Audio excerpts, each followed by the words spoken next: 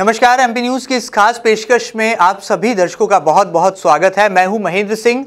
आज से हम आपको बताने वाले हैं कि मध्य प्रदेश में जनमत यानी कि जनता का फैसला जरूर ईवीएम मशीन्स में कैद हो गया है, लेकिन अब मतदान के प्रतिशत के साथ साथ एमपी की विधानसभा में कौन सदस्यता ग्रहण करेगा और कौन बनेगा विधायक, ये सवाल जरूर खड़ा हो गया है। ऐसे में मतदान के प्रतिशत क्या संकेत देते हैं और किस तरह से मध्य प्रदेश की सबसे चर्चित विधानसभाओं में रोचक मुकाबला देखने को मिल रहा है। सबसे पहले आज से हम आपको बताने वाले हैं कि इंदौर की 9 विधानसभा सीटों में क्या कहता है मतदान के प्रतिशत का अंक गणित और किस तरह से राजनेताओं ने पूरी एड़ी चोटी का जोर लगा दिया इन विधानसभाओं में जीत हासिल करने के लिए। आज हम बात करेंगे इंदौर की नंबर 1 विधानसभा सीट की। यहां से बीजेपी के प्रत्याशी रहे हैं मौजूदा विधायक यानी कि 10 साल से विधायकी संभाल रहे बीजेपी के नेता सुदर्शन गुप्ता, और उनका मुकाबला रहा है कांग्रेस के प्रत्याशी संजय शुक्ला से।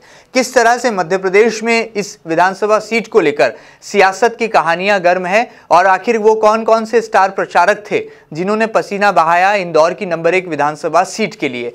क्या कांग्रेस और क्या बीजेपी, क्या कहता है सियासत का अंदरूनी किस्सा और किस तरह से मतदान का प्रतिशत बहुत कुछ संकेत देता है। तमाम जानकारियों के साथ हमारे साथ कौन बनेगा विधायक इस नए कार्यक्रम में जुड़ रहे हैं एमपी न्यूज के संवाददाता राहुल पटेल, जो कि ये बताएंगे कि विधानसभा नंबर 1 की सियासत की कहानी क्या इशारा करती है और मतदान का प्रतिशत किसका पलड़ा भारी बता रहा है। राहुल, जरा दर्शकों को बताइए आप कि अब मध्य प्रदेश में किसे इस विधानसभा में प्रवेश मिलने वाला है और आखिर कौन इस विधानसभा सीट को जीतने वाला है, क्या कुछ संकेत मिलते नजर आते हैं?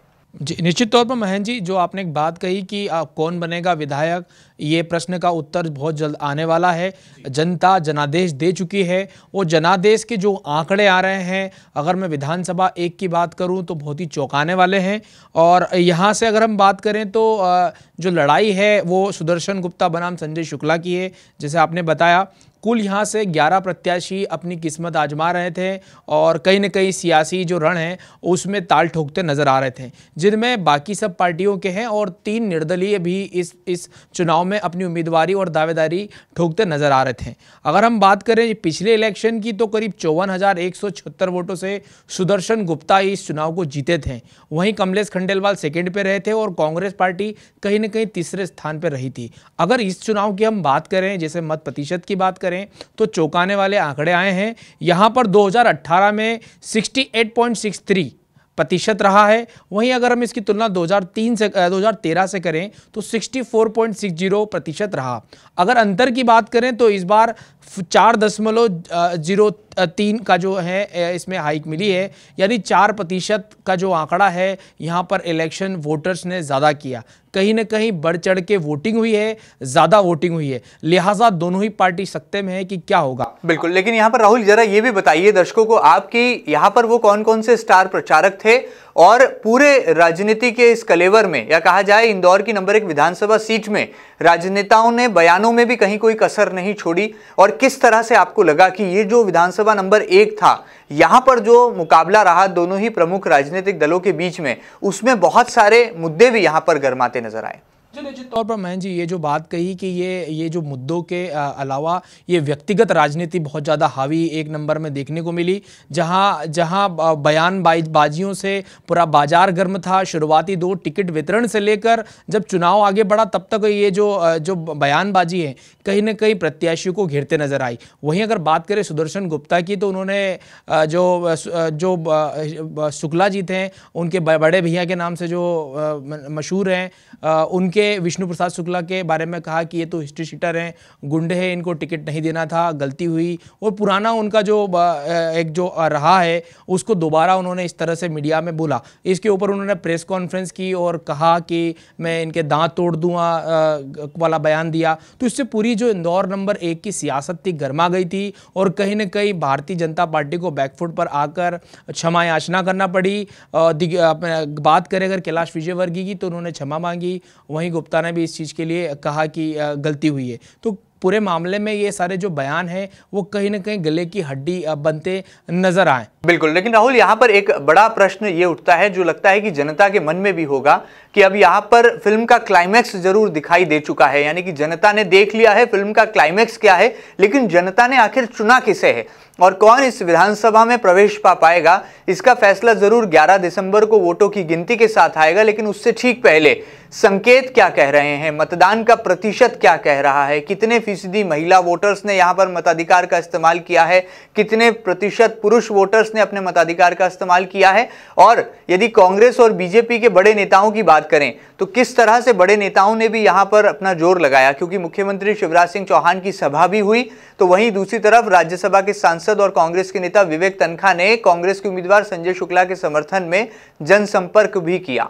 ऐसे में किस तरह से इस मुकाबले को आप रोचक देखते हैं? बिल्कुल, निश्चित तौर पर ये जो बात कही आपने कि लगातार इस बार, क्योंकि ये जो चुनाव था बहुत ही कांटे की टक्कर का था, शुरू से ही माना जा रहा था कि बहुत हाई वोल्टेज ड्रामा होगा, तो बिल्कुल वैसे ही हुआ। अगर हम भारतीय जनता पार्टी की बात करें तो शिवराज सिंह चौहान जो सीएम हैं, उन्होंने एक जनसभा को संबोधित किया और अब भारतीय जनता पार्टी और सुदर्शन गुप्ता के पक्ष में प्रचार किया। और वहीं योगी आदित्यनाथ जो कि एक बड़ा हिंदुत्ववादी एक चेहरा है, उन्हें भी कहीं ना कहीं 1 नंबर विधानसभा में भारतीय जनता पार्टी ने मैदान में उतारा ताकि हिंदू वोट का ध्रुवीकरण हो सके और कुल मिलाकर भारतीय जनता पार्टी के पक्ष में एक माहौल बनाया जा सके। वहीं कांग्रेस ने भी इसे पलटवार करते हुए जो पूर्व वित्त मंत्री है पी चिदम्बरम से लेकर राज बब्बर, जो कि अपनी बयानों से हमेशा सुर्खियों में रहते हैं और बेबाक बयानबाजी करते हैं, तो राज बब्बर को मैदान में उतारा। राज बब्बर ने भी जनसभा को संबोधित करके तीखे हमले करे भारतीय जनता पार्टी पर। साथ ही अगर हम विवेक तन्खा की बात करें तो सूझबूझ की राजनीति और राजनीतिक चाणक्य माने जाते हैं, बैक ऑफ द कर्टन्स की राजनीति ज्यादा करते हैं, तो कहीं ना कहीं इन्होंने भी जो चुनावी रण में अपनी भूमिका निभाई।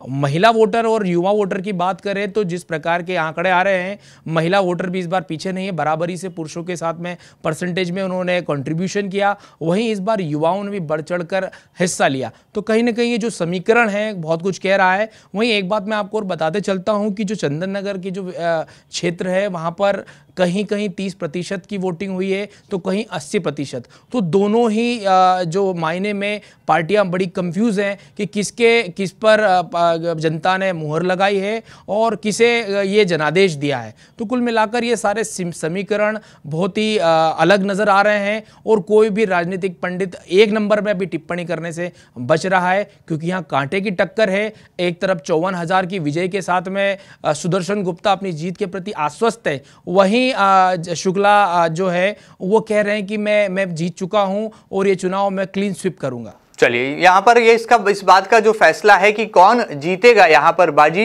ये जरूर 11 दिसंबर की तारीख को होगा, और कौन इस विधानसभा में प्रवेश पा पाएगा इसका फैसला भी जनता 11 दिसंबर को सुना देगी। बहरहाल ईवीएम मशीन्स में अब दोनों ही उम्मीदवारों के भाग्य का फैसला कैद है, जो कि 11 दिसंबर को निकलकर बाहर आएगा। लेकिन उससे ठीक पहले चर्चाएं गर्म हैं, क्योंकि इंदौर की कई ऐसी विधानसभा सीटें हैं जहां पर उम्मीदवार चयन में दोनों ही पार्टियों ने बड़ी सूझबूझ दिखाई। लिहाजा चारों तरफ यही चर्चा है कि आखिर बाजी कौन मारेगा और किसके सिर पर चढ़ेगा जीत का ताज।